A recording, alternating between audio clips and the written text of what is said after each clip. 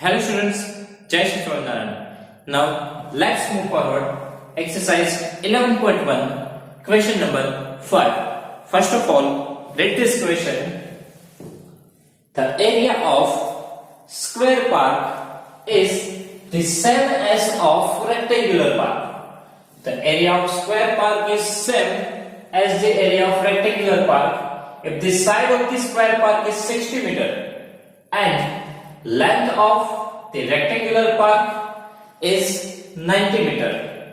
Find the breadth of the rectangular park. So here two shapes is given to us, square and rectangle. Okay. In that, what is given to us? The area of square park is the same as of rectangular park. That means here area of square and area of rectangle both are same, it is given to us. Okay, here area of square is equal to area of rectangle, that is given to us. Now, if the side of square park is 60 meter, okay, side of square park is 60 meter. So for square L1 is equal to 60 meter. यहाँ पे मैंने लिखा है L1, क्यों? क्योंकि square की भी length है और रेक्टेंगल की भी, स्क्वायर की भी लेंथ है और रेक्टेंगल की भी है, तो दोनों में कंफ्यूजन ना हो या दोनों डिफरेंट रहे उसके लिए स्क्वायर को हम डोनेशन दे रहे हैं 1, ओके, L1 60 मीटर और रेक्टेंगल की लेंथ उनको हम देंगे L2, okay, for square L1 is 60 metre. Now for rectangle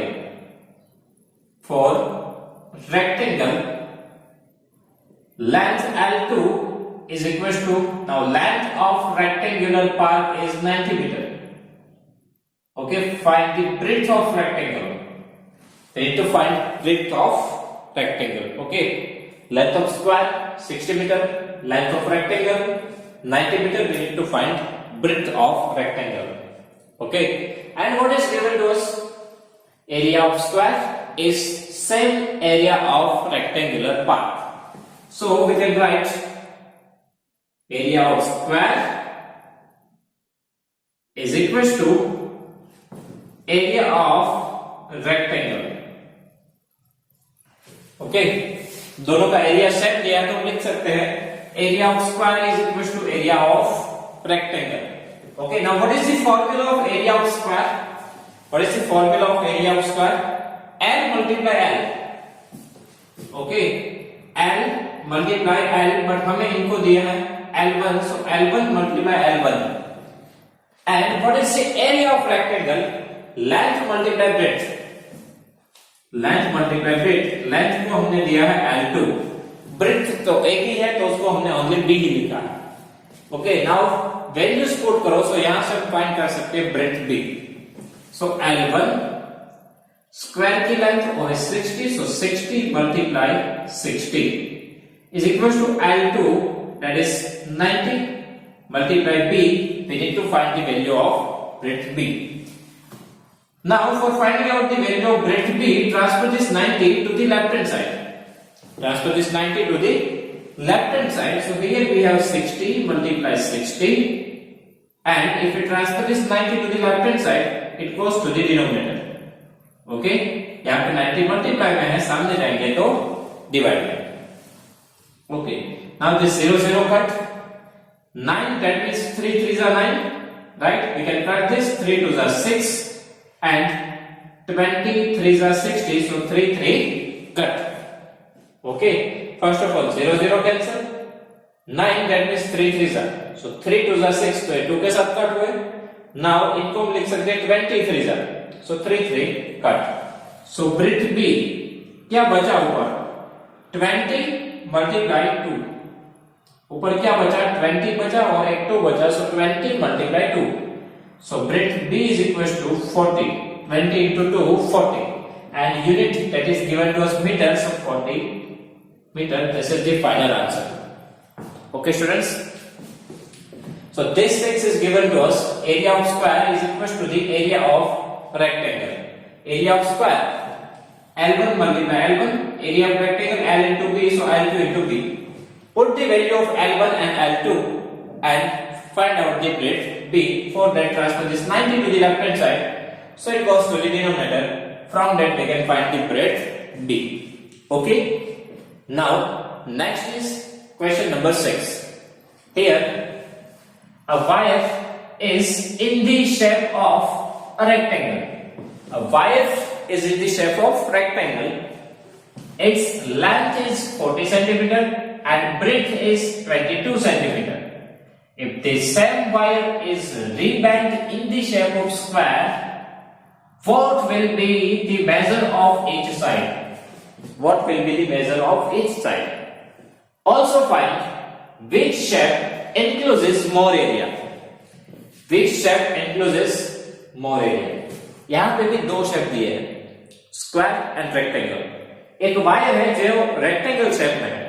देखो वायर हो और रेक्टेंगल बनाए तो वो ओनली उनका पेरीमीटर ही बनाएगा। ओके, वायर को आप रखोगे तो बॉर्डर पे ही रखोगे, बराबर है।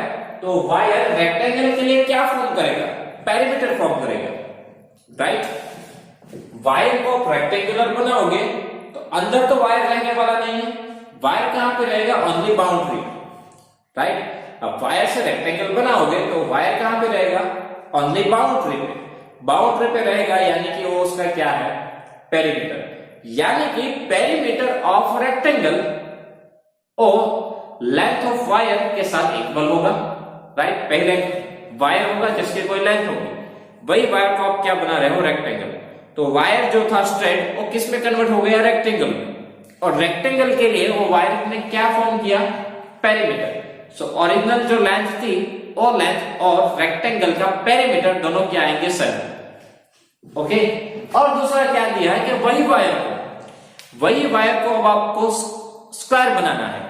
वही वायर से अब आपको स्क्वायर बनाना है। तो सेम चीज स्क्वायर के लिए भी होगी।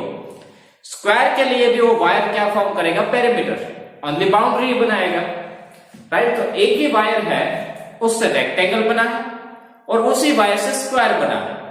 अल्टरनेटली दोनों के लिए पेरीमीटर क्या होंगे? सेम, क्योंकि वायर की लेंथ तो वही रहेगी। ओके, वायर की लेंथ तो हमें चेंज नहीं करनी है, वायर की लेंथ वही रहेगी। सो जो वायर ने रेक्टेंगल बनाया था उसी वायर से स्क्वायर बन रहा है। सो रेक्टेंगल का पेरीमीटर और स्क्वायर का पेरीमीटर दोनों सेम होंगे क्योंकि वायर की लेंथ तो सेम ही है। ओके, और वायर दोनों में ही पेरीमीटर फॉर्म करेगा। सो दोनों के पेरीमीटर इक्वल होंगे। जैसे कि हमें यहाँ पे क्या दिया था? स्क्वायर एंड रेक्टेंगल, उन दोनों के एरिया क्या है? इक्वल। वैसे ही इन दोनों के पेरीमीटर सेम आएंगे। ओके, सो यहाँ पे a wire is in the shape of rectangle. Its length 40 and breadth 22. This dimension it is for the rectangle. So here for rectangle length L1 is equal to length 40 centimeter, breadth B 22 centimeter. Okay, if the same wire is riveted in the shape of square, अब उनसे square बन रहा है, so what will be the measure of each side? Square के लिए हमें side find करनी है। ओके, स्क्वायर में तो ब्रेड्थ होती नहीं है, हमें क्या फाइंड करना है? स्क्वायर के लिए side. For square find L2। यहाँ पे भी दो लेंथ है इसलिए हमने L1 L2 यूज किया है। Okay, and also find which shape encloses more area. तो सबसे पहले क्या होगा स्टूडेंट्स? दोनों के पेरीमीटर क्या आएंगे? सेम, क्योंकि एक ही वायर से रेक्टेंगल बनाया, उसी वायर से स्क्वायर बनाया और दोनों में वो क्या फॉर्म करेगा? पेरीमीटर। सो पेरीमीटर दोनों के सेम होंगे। That means perimeter of rectangle is equal to perimeter of square. Perimeter of rectangle is equal to perimeter of square. Now what is the perimeter of rectangle?